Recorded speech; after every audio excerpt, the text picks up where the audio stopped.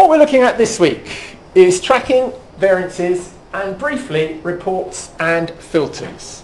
And that's the last of our lectures on the technical session of managing your projects. The next 3 lectures are going to be on the soft side, the touchy-feely side of people. People in our projects. What do we do with the people? And on that point, baseline and tracking. Today, for the first time ever, we're going to have a project which has actually started. So we're going to plan our projects. We've been doing that for 7 weeks. We plan our projects before they start. And then, today, we've reached the point where our project is actually going to begin.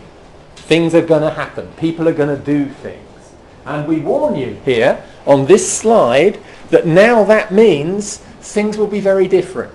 Who you talk to, how you talk to them, the problems you have to deal with suddenly change completely. Things are happening. Do you go around and talk to people? Do you just sit in your office? And everything else is going to be different as well. And I hope that you'd be a fairly interactive project manager and you would want to go and see the people doing the tasks and keep a check on whether they're doing them correctly, whether they're doing them to the right standards, whether they're doing them at the right speed.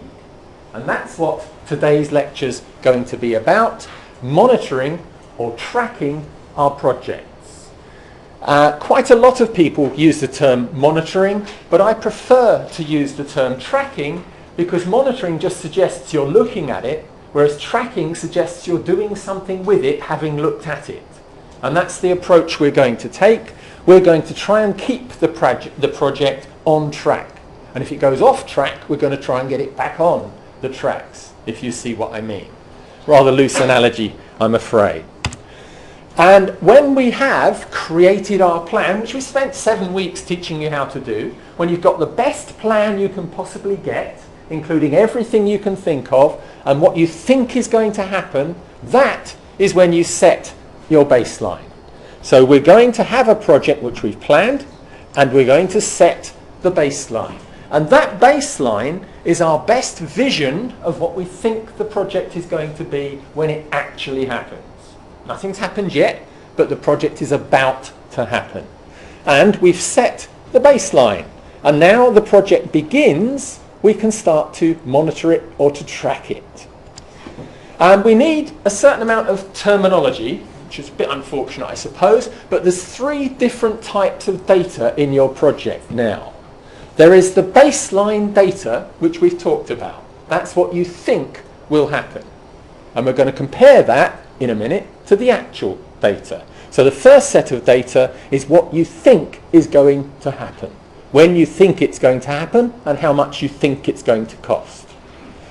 And then, normally, that baseline data does not change over the duration of the project. Unless it's a very long project with massive things happening to it that disrupt it, then the baseline data stays valid throughout the project.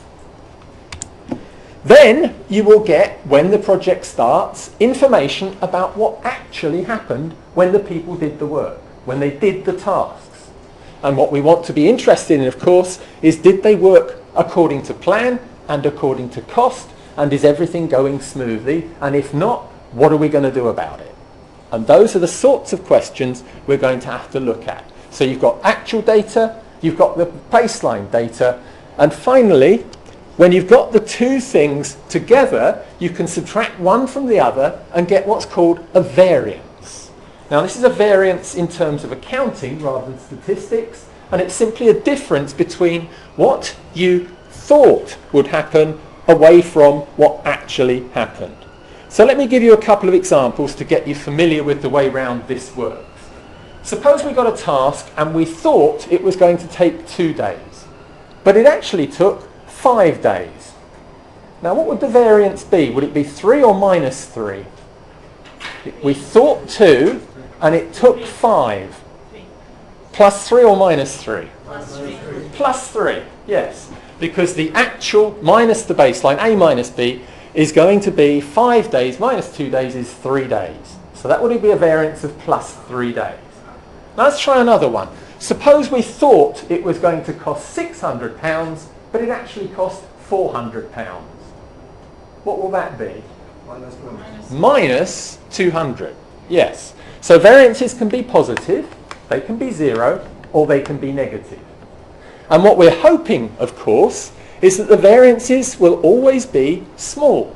The difference between what we thought would happen and actually happens, we want it to be small. Ideally, it would be 0. Because if it was 0, we'd have the perfect project. Yeah? But let me ask you this question, and students often get this wrong, and let's see if you do. What's best, a negative variance or a positive variance? Negative. Negative. I've got a negative. Negative. So you're all thinking negative is better, are you? Really? It will be a different variance. Do you mind if I stop the recording for a little while and you just talk to each other about this?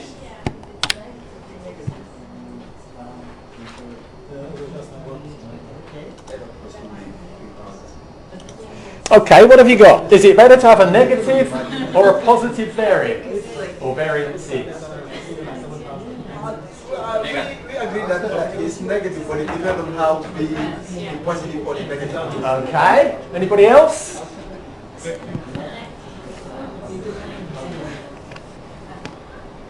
Well, there are actually two types of project managers. And this is about what we're talking here. One of them will tell you the project will cost 10p and take 10 minutes. Okay? And then when the project actually happens, what begins to occur? They've lied. Yeah? They've lied to you. And now everything costs more and took longer. So what are all their variances? Positive or negative? All positive variances. So somebody who lies to you and comes up with a plan that's too cheap or too short, all the variances will be positive. Okay? What's the other way around then? Suppose someone's ultra cautious as a project manager and they tell you it's going to cost £10 million and take 10 years.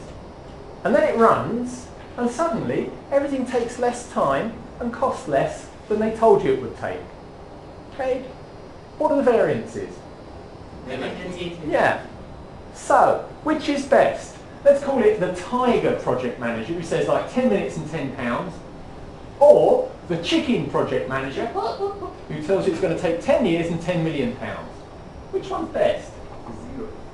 I think chicken one in a way depends on, because some people will, it depends. None of them. Yeah. Yeah. So what you'd hope to happen is you're more or less on target, and some of your variances will be positive and some will be negative. Yeah, that's what you hope to happen. And some will be 0. So try not to be a tiger project manager and try not to be a chicken project manager. You won't find that in the books or the articles, but clearly that's the sort of way it could go. Don't be ultra cautious, don't be overconfident, and try to get it right. And you will get a reputation then over time about being a reliable, sensible, believable, credible project manager. Okay? So that's the baseline. Actual minus baseline is called the variance. And there will be variances. For sure, there will be variances in your projects. And then the third set of data, baseline, actual, is the current scheduled data. Now let me sort of explain what that is. It's the data that hasn't happened yet. The part of your project that hasn't yet started. So you've got a 5-month-long project, 2 months have gone. So you've got 2 months of actual data. You've then got 3 months of the project that haven't happened yet. And that is your current scheduled data. And what happens is project will automatically revise that in the light of the actual data that you fed into it. So it will automatically change some dates, start dates, finish dates of the tasks that follow on that haven't happened yet. But you, as project manager, might also change them as well. Because, for instance, if something's going wrong with your project and it's falling behind, what do? So I'll give you an example. Somebody was supposed to take 2 days to something and did 4 days. You've lost 2 days, haven't you? What do? Go back and slap them around the face a bit and say, now do it again, but this time do it in 2 days. Not going to work, is it? Because then you've lost 6 days. Yeah? So things that have gone wrong have gone wrong and are finished. You can't change them. The only things you can change are things that haven't happened yet. So in the future, where you had something that one person was supposed to do in 4 days, in the future, before it happens, you can now decide it will be 2 people in 2 days. And that will claw back some of your time that you've lost. Okay? So current scheduled data, the stuff in the project that hasn't happened yet. And when you were making that change, would you do it fairly soon, or would you wait till towards the end of the project? Fairly soon would make a lot more sense. Yeah, don't leave it all to the end, because then you're going to run out of options. So as soon as the project goes wrong, try to find something fairly soon in the future to claw back what you've lost. I think that's sensible. I hope that sounds sensible to you. When project saves the baseline, it doesn't save everything, so we would advise you to keep a snapshot of the project yourself. And when you're working through your coursework, I would also advise you to save the project file with different names. So save one called Part A, save one called Part B, save one called Part C, because then you can go back to Part B and get better evidence. Yeah, that makes a lot of sense for you. And also in a real project, save it at different points of time. So you can go back and review things if you need to. And do we always need to go through the process of saving a baseline and tracking our projects? And the answer is no. If the project's relatively short, relatively straightforward, then you don't need to go through this whole process of tracking and setting a baseline.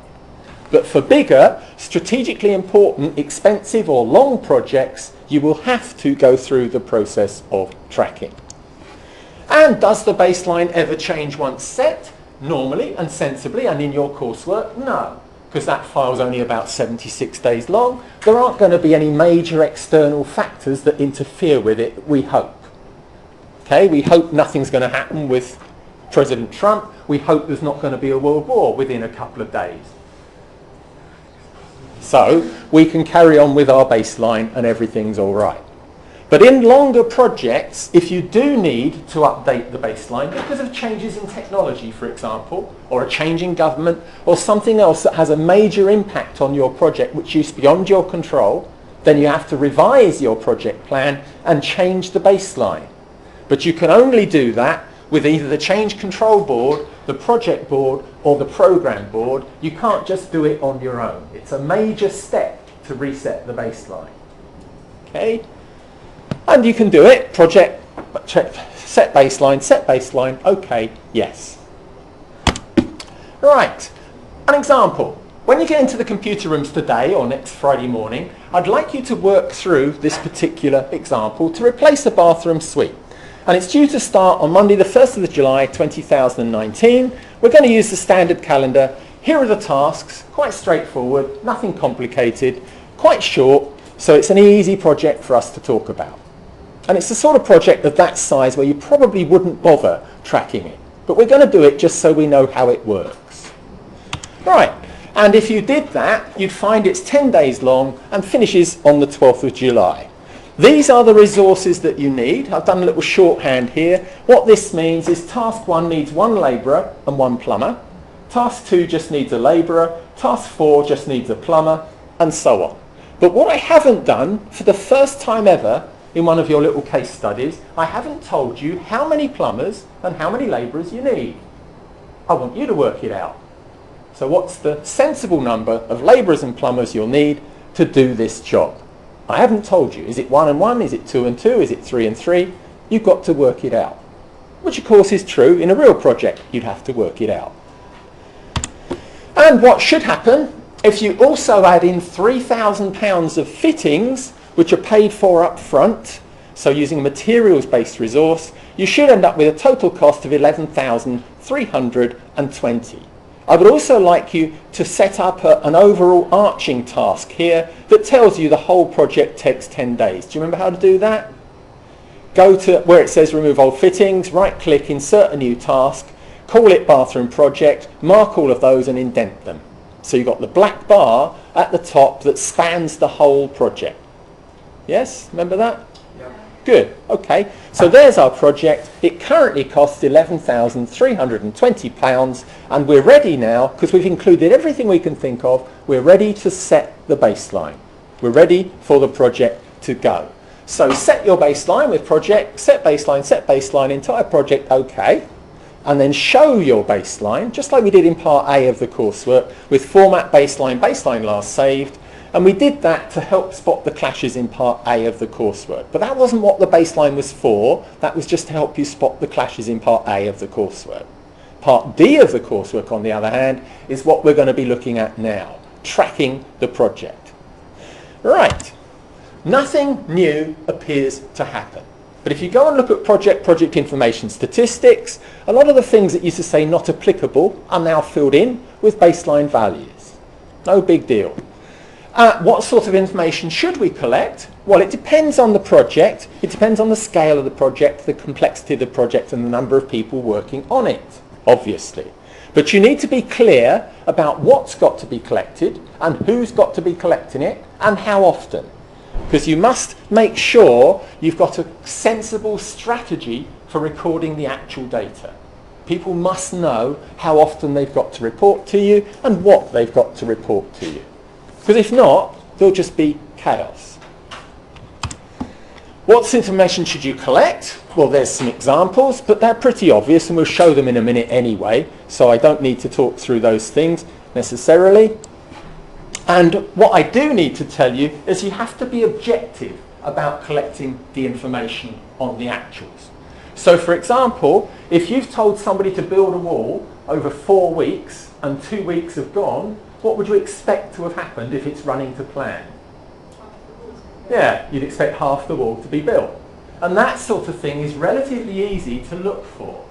However, if you're writing a complicated piece of computer program, and it's 4 weeks and 2 weeks have gone, does anybody know what progress has been made? Do even the programmers know? No. So it's much more difficult in some cases to work out whether progress has been made and whether things are up to speed.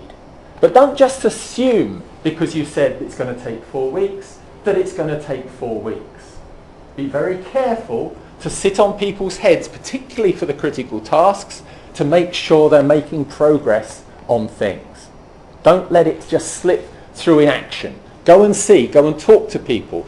Wander around with your hard hat on if it's that sort of project, or as a manager if it's not, and just make sure people are doing what they're supposed to be doing. I hope that's obvious. Where do you get the information? Small project, get it yourself. Larger project, have individuals report to you, like subcontractors, for example, can report to you, or managers or surveyors or somebody can report to you what's happening with the actual data. It just depends on the scale of the project. And what can be put into project, we're about to find out. So we're ready now to start this project. You with me? Here we go. Our project starts. And we get a report back that says task 1 finished on time. It was supposed to take 2 days. It did take 2 days. And the rates of labour, the charges and everything didn't change. So everything went according to plan. Brilliant. If that happened with every task, we wouldn't need project managers. But for this task, it went off according to plan. How do we tell project it went off according to plan? Well, here we go. Go in your Gantt chart, click on the name Remove Old Fittings, task number 1, and go Task, Mark on Track, Update Tasks. Task, Mark on Track, Update Tasks. And you'll get a new window you haven't seen before. It's this one. And you can see it is the Update Tasks window for Remove Old Fittings. Task number 1, or 2 if you've done the indenting.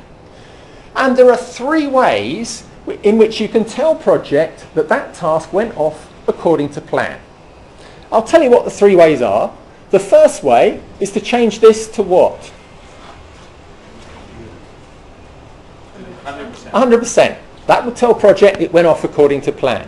The second way is to change the actual duration to 2 and do what with this? Yes, you must do both. Put this to 2 and this to 0. If you didn't put this to 0, you're then telling project it's now going to take 4 days. Okay, so that will have to be 2 and 0. And the third way is to set this date equal to that one and this date equal to that one. Okay, so 3 ways we can do it. Which is easiest? 100%. So when it works off nice and smoothly with 100%, just click it to 100% and click OK. A more interesting question, though, is why are there 3 different ways of entering that information? Well, the reason for that, you might have already guessed it, is what happens if things start to go wrong. And then you can't just put 100% in there.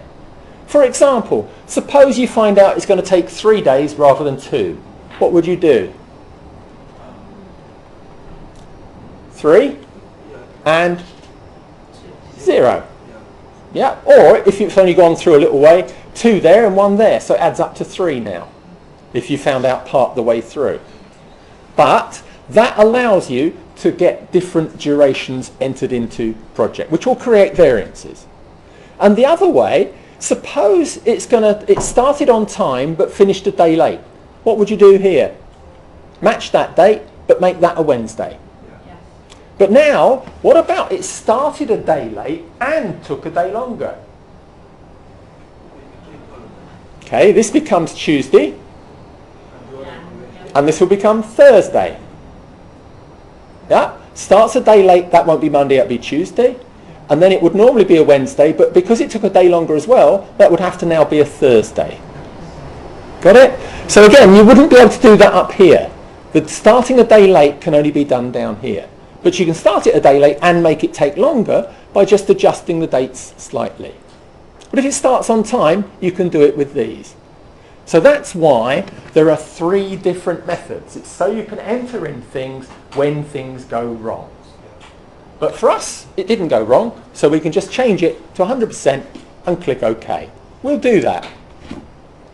And then when you've done it, project fills in everything else. You can see it's matched this date to that one, this one to that one, and this is 2 and this is 0, and that's 100%. But we don't normally even bother seeing this screen. I'm just showing that to you for interest. Good, we've done it. Now what other changes have we got?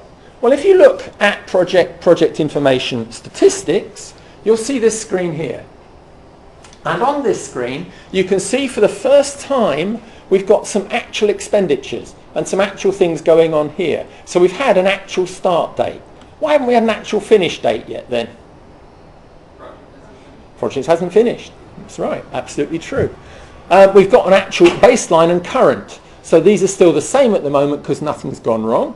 And we've also got some times down, some actual expenditure down here. That's always been 0 up to now. But now we've got some actual expenditure, some remaining expenditure, which should add up to that 11,320.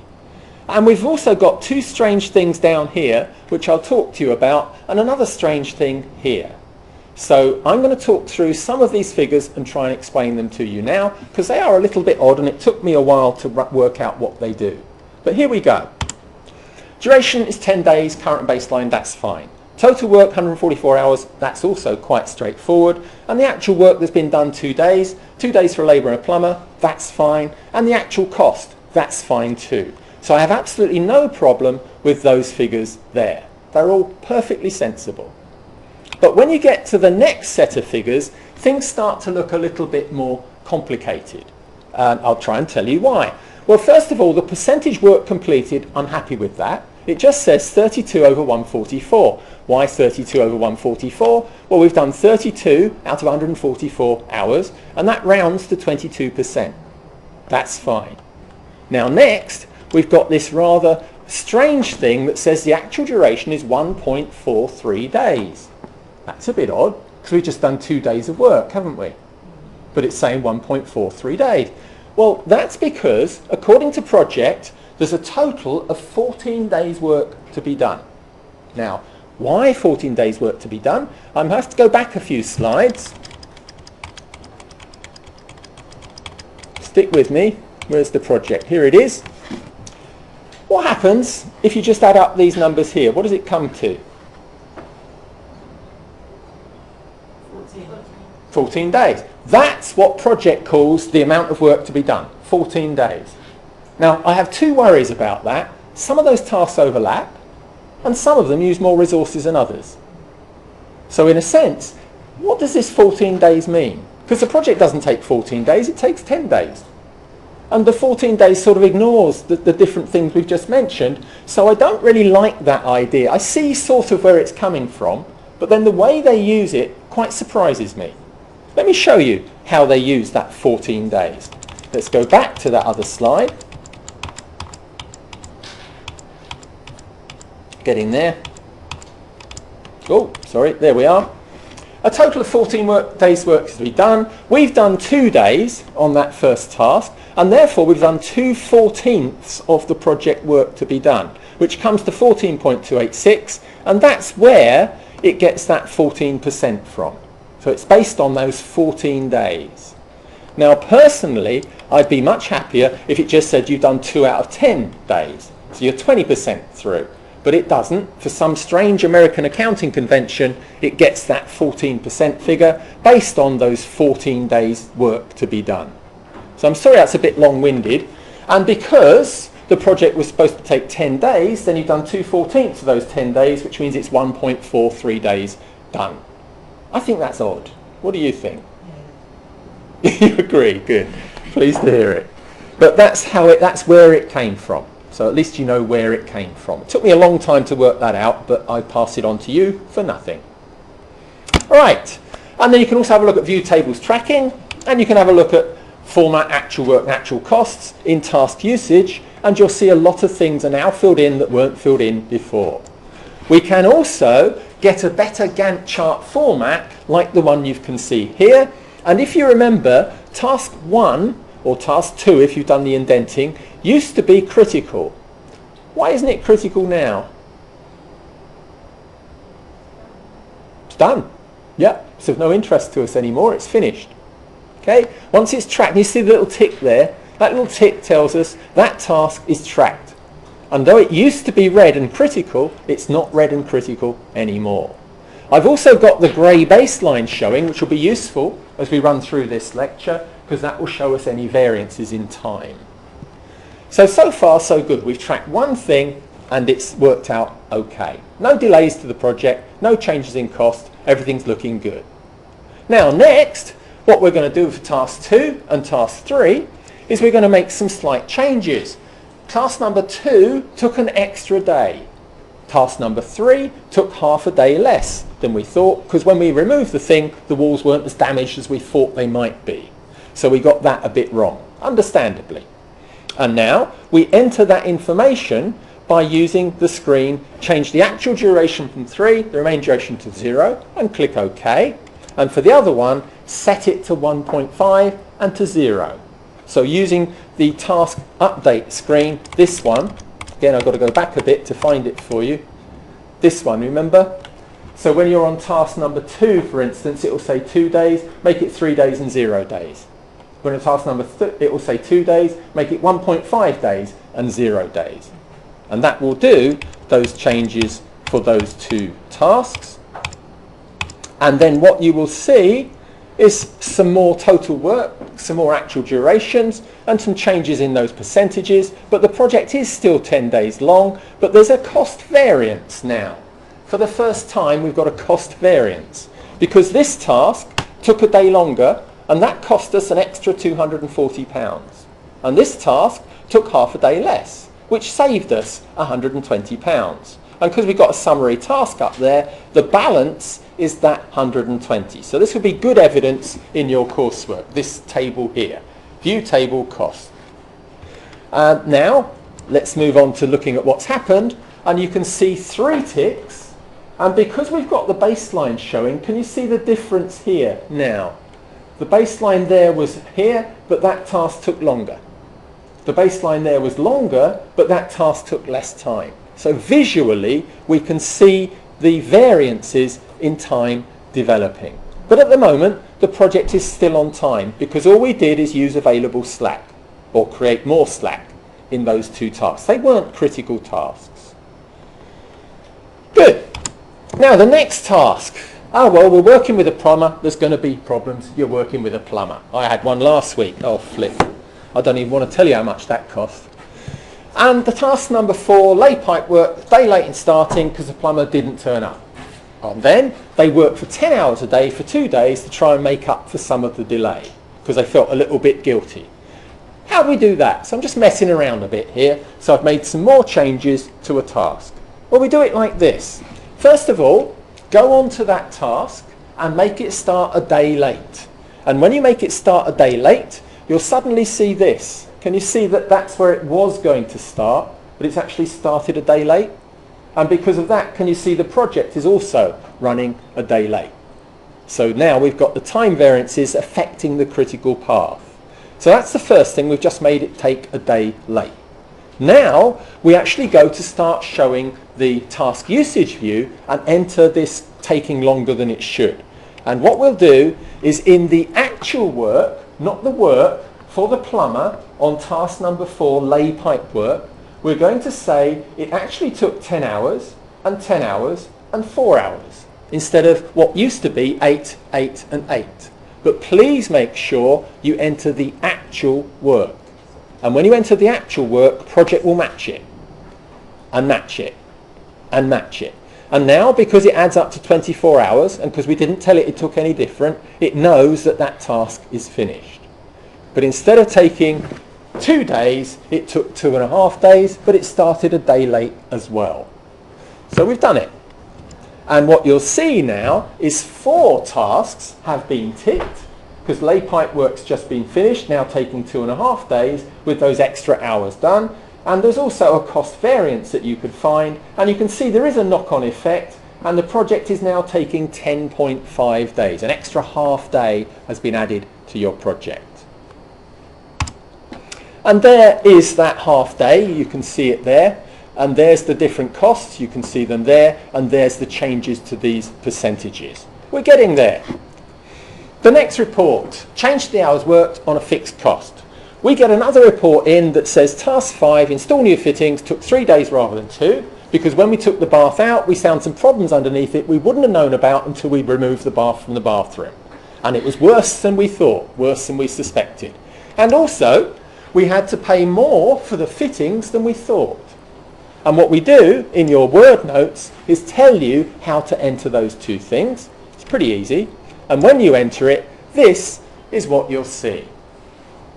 And now 5 out of the 6 things have been done. Is the project running on time?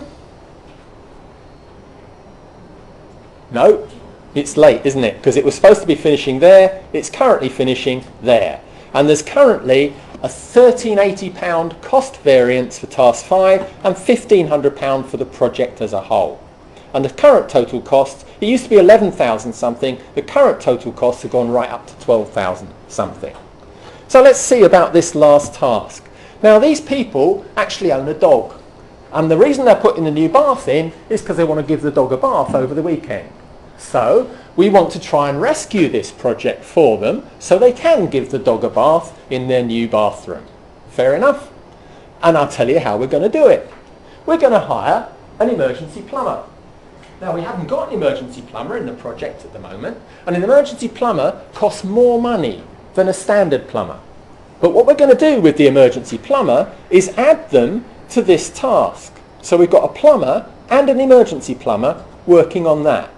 Now if it used to be 3 days and you double the resources, what should happen? 1.5 days. Assuming we believe that's true, then we're in business and the project will finish on time. So that's what we're going to do. We're going to add an emergency plumber, and the emergency plumber actually costs £120 an hour, more than the ordinary plumber. So go to your resource sheet and put in a new resource that didn't used to exist called the emergency plumber, and put it in at £120 an hour. And now put her onto the task and allocate them to task 6, but do make sure when you do it you'll get this warning thing, and you've got 3 choices. I'll just read what the 3 are. Reduce duration but keep the same amount of work, increase the amount of work but keep the same duration, or reduce the hours resources worked per day but keep the duration the same. Which one is the one we want? The first one. We want the first one. We want the task to change from 3 days to 1.5 days. So if you just don't do anything, you'll just increase the amount of work and keep the same duration. But we want to half the duration by adding this resource. So click that first one, and then that make the task go 1.5 days long. Once you do that, then use Tools Tracking Update Task to make it 100% complete, and you're finished. And I'm going to ask you a question. Was it a successful project? Well, it was, wasn't it? You finished on time. Yippee! But is that what makes a successful project? What went wrong then? Ouch! Look at these variances. There's about a £2,000 variance in the project as a whole. I don't know if any of it was actually avoidable, was it? Could we have run the project any differently?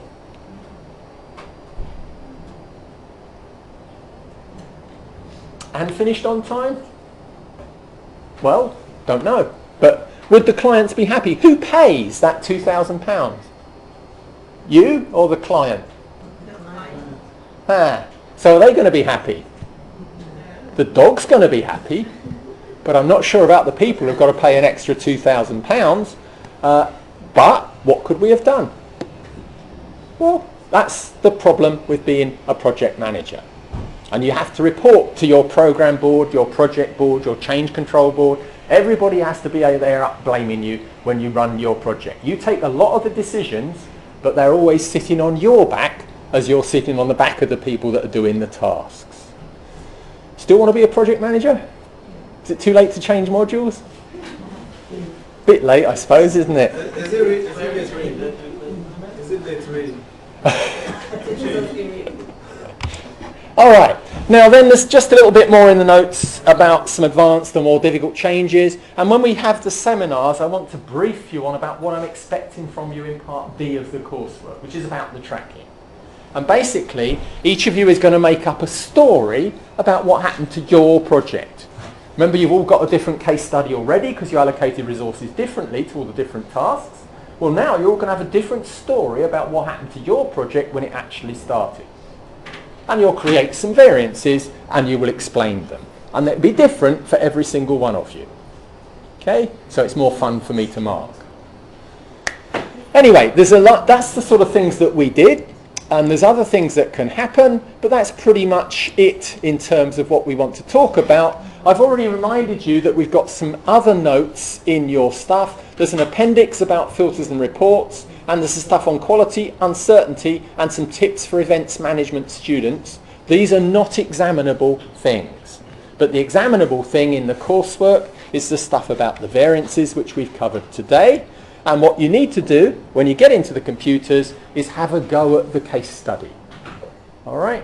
And there's two ways you can do that. I would suggest you start with the thing about the dog and the bathroom and run that through and make sure it works for you. And then when you've got the confidence of that, you can start the case study at the back of the notes. And that refers back to a file called Lecture 8 that you saved from last lecture. Do you remember that? Do you have a Lecture 8? If you have a Lecture 8, you can use it to start the work today. Okay, thank you very much. Next week, people. Pull your hair out time. People. I'll release the notes today so you can read ahead if you want to.